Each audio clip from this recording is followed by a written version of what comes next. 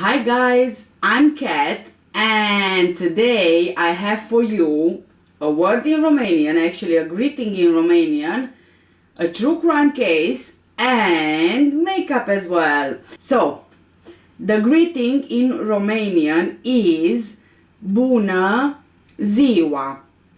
Bună ziua. Bună ziua. Well done guys, you just said good afternoon. So before we get started with today's video, just a quick disclaimer, I don't mean any disrespect to anyone I talk about in the video. This is for educational purposes only, and all the information that I'm giving you is already found in the public domain. Today's case, if you believe it or you don't, takes us to the year 1885. And I think that actually this is my very first video covering a true crime case from the Victorian era, and I'm sure that Carla is very happy I'm doing it, right Carla? You are happy. It's from your era, yeah? Few crimes have the power to shock in the way that a parent causing harm to their child does, and it's as true now as it must have been in 1885 when Swansea was horrified by the case of a father accused of murdering his young daughter by throwing her off the town's pier into the stormy sea. What drove this father to commit the most despicable act a human being can, I am not entirely sure, but maybe we can find out. So, let's get into it. Thomas Nash was born in 1847 and grew up in Castlemartin, Pembrokeshire, Wales, in the United Kingdom. Before he moved to Swansea as a young man. There's not much known about his life as a young man, considering that, this case happened in the 1880s. So records are not exactly accurate and as detailed as we might have them these days. He grew up in a booming industrial town, and we also know about his life that he was married and he worked in a variety of jobs, including as a furnace man at Spelter Works. He and his wife Martha, they had two daughters, Sarah, aged 17, and Martha Ann, aged 6. It seems that his wife actually died in the year after the birth of their youngest daughter, Martha Ann. When Sarah was a teenager and Martha Ann was still a toddler, the family moved into a lodging house in Graham Street in Hayford.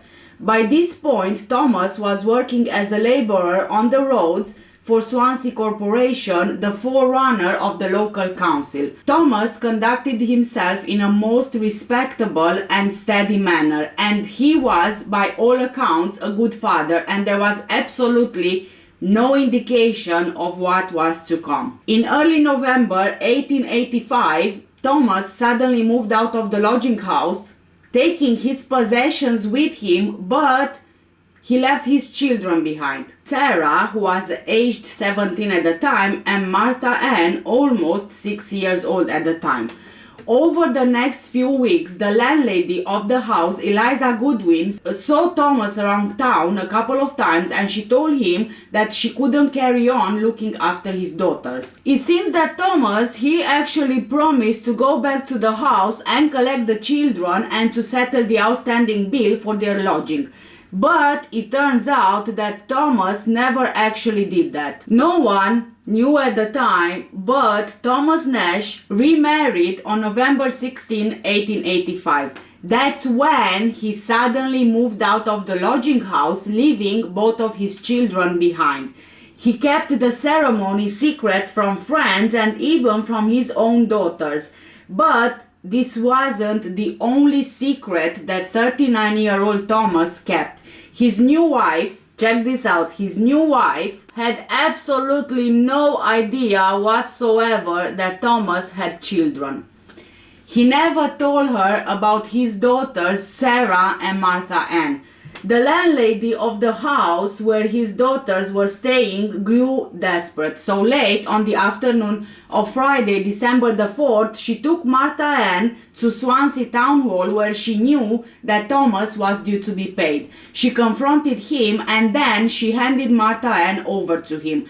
She also gave him a bill for the rent and for looking after his children. The total bill was £1, 16 shillings and 2 pence.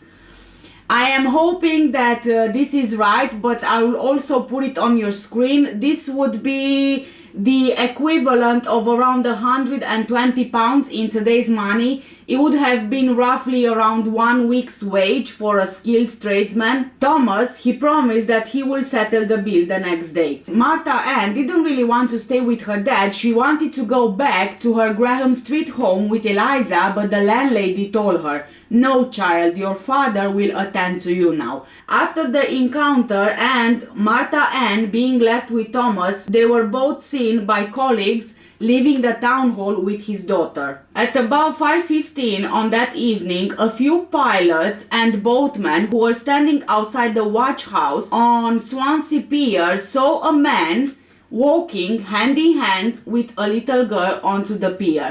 It was a windy evening with waves breaking over the pier, and it was already quite dark outside. Because of the weather, the proximity to the water, the wind and the time of the day, the man in the watch house found it very strange that someone would take a child onto the pier in those conditions. The man and the small child were seen disappearing into the darkness were Thomas and his 6-year-old daughter, Martha Ann. After a very short time, the same man, they actually saw Thomas leaving the pier, but Martha Ann was nowhere to be seen. Thomas jumped from the pier onto the sand and he ran off towards the bathing machines on the beach. Now, if you guys don't know what a bathing machine is, because I certainly didn't know myself, let me tell you. The bathing machine was actually a small hut on wheels with entrances on either side. A swimmer would enter the bathing machine while he was parked on the beach and change into their bathing suit. Then the bathing machine would be dragged out into deeper water, either by horse or by human power. Once the machine had gone far enough into the water, the swimmer would emerge from the opposite door and dive into the ocean, far away from the prying eyes of those on the beach. When they finished swimming, they could re-enter the bathing machine and raise a little flag to signal that they were ready to return to the beach. So really, this was for modesty purposes. I don't think I can actually compare it with anything that we have nowadays, but I think that maybe the closest would be a changing room, perhaps, where you try clothing on in a shop.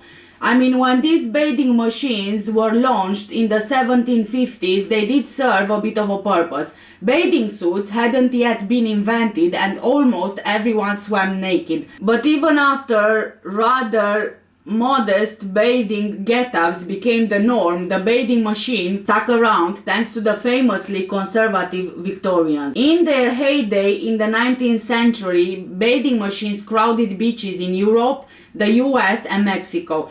Around the turn of the 20th century, bathing machines began to disappear as the ideas around modesty became more relaxed. A few of them survived as beachside cabins and huts, but for the most part, the bathing machine became a footnote in history, a testament to the bizarre lengths that people will go to protect themselves from the dangerous temptations of the female body. Going back now to Thomas and our case, you remember that I mentioned the man in the watch house?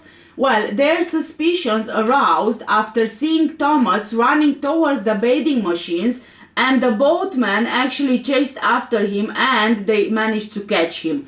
They ended up questioning Thomas about Martha Ann because they wanted to know where she was, and he told them that she was on the pier, but then he changed his story and he claimed that she was under the pier. He then tried to walk into the sea and he had to be restrained. The pilots detained Thomas and then they took him to the dock policeman, Police Constable Davis. Newspaper reported that news of what happened was already spreading across the town, and crowds were actually beginning to gather around the docks and the pier. The Cardiff Times reported that Thinking there must have been some intention on the part of Nash to outrage the child, many expressed the greatest indignation, and it was with some difficulty they were restrained from roughly using him. Thomas was later taken back to the pier, and this is where he told them his version of events. He put Martha Ann on the railings so she can climb on his back, but Martha Ann slipped and the wind blew her over the side into the sea. I am not sure that I buy this story. I mean, it doesn't quite make sense, honestly. Martha Ann was 6 years old. She wasn't a baby, so she couldn't have possibly not keep herself balanced enough, or, holding on to her dad so she doesn't fall over the railings. And she wasn't exactly as a baby or a toddler would be in terms of weight, so I'm not sure that I buy this story entirely. Thomas was taken to the police station and charged with Martha Ann's murder. In the meantime, police officers, they conducted a search of the pier and foreshore by lantern light, and after a very short time they found Martha Ann's body laying on a pile of rubbish which was left on the sands by the receding tide. The following Monday, an inquest was held into her death at the Vivian's Arms Hotel before County Coroner Edward Strick, and the body of Martha Ann was identified by her sister Sarah. There were no signs of physical injury to Martha Ann's body, and the cause of death was drowning. After evidence from a number of witnesses, including Police Constable Davis, the jury returned a verdict of willful murder, and Thomas Nash was committed for trial. The trial took place in Cardiff Crown Court the following February before Lord Chief Justice Coleridge. Barrister Arthur Lewis set out the prosecution case, and the court heard from several witnesses, including the men who were on the pier on the night in question. Both men, Thomas Fender, and assistant pilots William Owens and George Pritchard, as well as from Swansea Harbour Trust employee James Turpey, who told the jury about the construction of the pier. The court also heard evidence from Eliza Goodwin and the landlady of another lodging house, Hannah Duffy, who said that Thomas and his new wife lived with her from November 17 to December the 4th. The jury also heard evidence from police officers who had been involved in the investigation, as well as medical evidence from surgeon David Howell Thomas. In his closing speech, Mr. Glaskadine for the defense reminded the jury that Thomas had been referred to as a kind and indulgent father. He said that no one had actually seen what happened on the pier that night, and it was not reasonable to assume that Thomas's parental fondness could have just disappeared in a moment. Referring to his behavior after the incident on the pier and him trying to flee across the sand, the barrister said Thomas's reason could have been unhinged by the awful accident which just happened to his child. The barrister asked the jury to give the benefit of any doubt they may have to Thomas.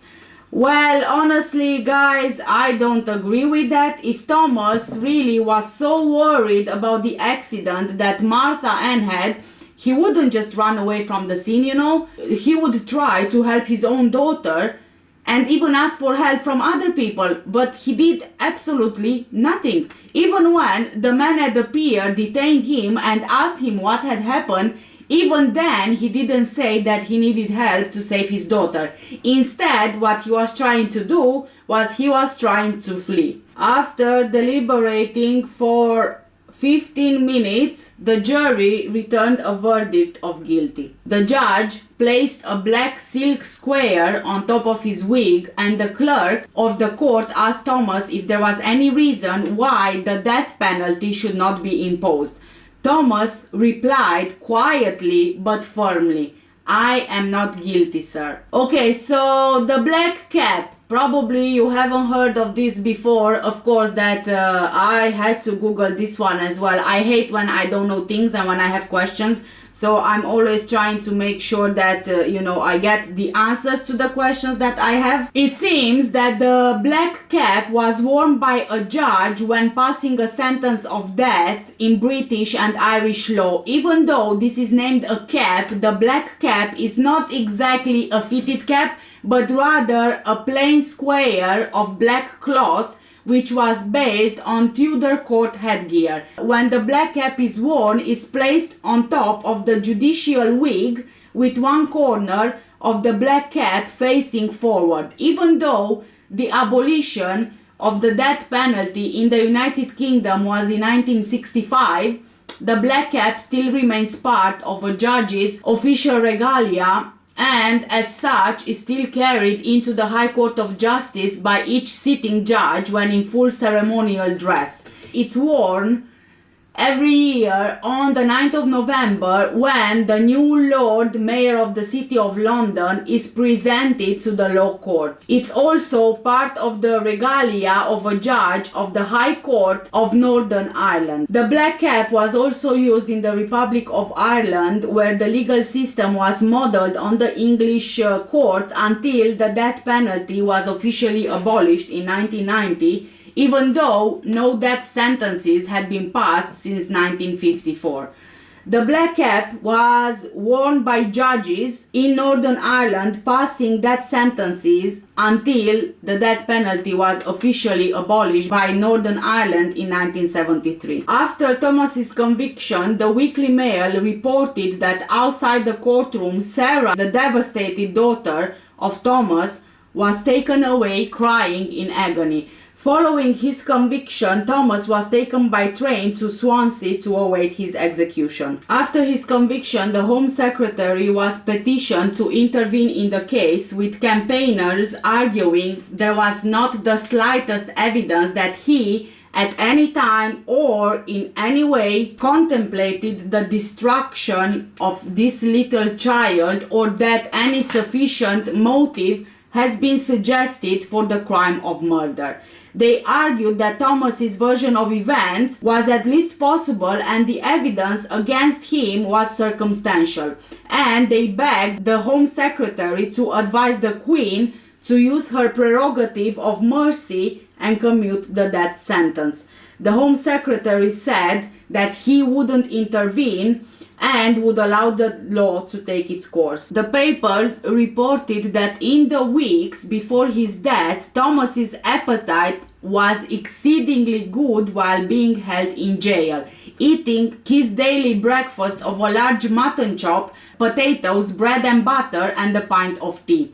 He also wrote a few letters, including to the prison chaplain and doctor, although he received just one visitor, his teenage daughter, Sarah, to whom he maintained his innocence. But in a letter to the governor of the prison, Thomas, he finally confessed the truth, that he did kill Martha Ann. This is what his confession said. Quote, "I had planned out what to do. I took her down to the beach first, and through the tide being so rough, I could not get near enough to the deep water to throw her in, but the pier head came into my head, and down I went with her. And out about the fourth or sixth seat, I made 3 attempts, and the third time the old devil said, 'Throw her in and it will be alright,' and I did it. Then I went back a little way and jumped down over the rail and attempted to make my escape, but it was not to be. The reason for doing this crime was I had not told my wife I had children. And if anybody asked where Martha Ann was, I was going to tell them she was sent to Carmarthen for a bit for a change of air." End of quote. Monday, March the 6th, 1886 was the day of Thomas's hanging. It was a really cold day and Swansea was covered in fresh snow. People began to gather outside the town jail more than 1 hour before the allotted execution time, and by 8 a.m. The crowd was estimated as numbering up to 4,000 people. The South Wales Echo reported that for the most part the crowd was orderly, though some roughs indulged in throwing snowballs. A few minutes after 8 o'clock, a black flag was raised above the prison to signify the execution had been carried out, and it was reported that the crowd dispersed quickly and people went about their usual business. It later came to light that Thomas Nash remarried just weeks before the death of his youngest daughter, Martha Ann, but he didn't tell his wife about his children. Martha Ann Nash was buried in December 1885, age 6, in Langfellow Cemetery. It's not known what happened to her sister Sarah after Thomas was executed, but I suppose that because she was 17 at the time, she would have been, quite independent, and she was able to probably work. So I really do hope that she had an easy life. I can't imagine how Sarah felt having lost her younger sister and her father in the space of just a few months after losing her own mother earlier. It must have been terrifying for her, and she must have gone through a lot of trauma, especially considering she believed that her father was innocent. She believed him when he said that he didn't harm Martha Ann, but then he wrote the confession letter, which completely shattered, I suppose, Sarah's world. It's unimaginable and unforgivable a father to kill their own child for a woman. Why? Why would you do that? Your children should always come first. What did Thomas expect? What did he expect? He wanted to stop being a father after remarrying? Did he find Martha Ann an inconvenience and perhaps an extra expense? Martha Ann was only 6 years old. He would have had to take care of her. He would have had to tell his new wife about her. I don't get why he didn't tell her from the beginning. Maybe he believed that if he got rid of his youngest child, his secret would be safe. Maybe he was thinking Sarah was 17, soon to marry off, and his new wife would be none the wiser. I mean, this is just a disgusting behavior and a disgusting way of thinking, honestly. And I know that in the 1880s things were going differently, and perhaps it was maybe you didn't have as many chances to remarry if you had children from your first marriage. However, like I said, the case remains as it was then in the 1880s as it is right now in 2022, that your children should always come first, and there is absolutely no excuse in this world for someone to kill their own child. Please guys, do let me know if you've heard of this case before. Please let me know what do you think, and please let me know if you think that Thomas made a good decision not to tell his wife before getting married to her that he actually had children of his own. Again, let me know in the comment section down below, and also if you are interested in any of the makeup that I'm wearing in today's video, all the products and the links will be in the description down below under this video. Thank you so much, take care, stay safe, and I will see you in the next one. Bye!